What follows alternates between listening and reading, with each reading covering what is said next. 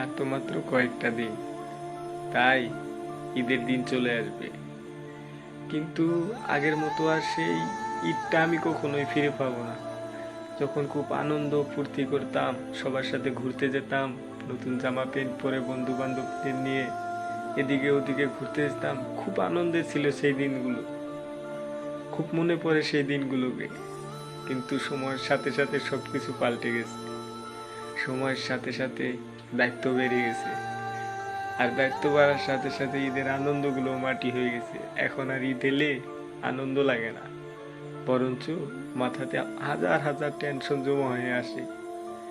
বাড়িতে কি দিব, বাড়ির লোককে কি দিব, সব টেনশনে ঈদের আনন্দটা আর মন থেকে আসে না।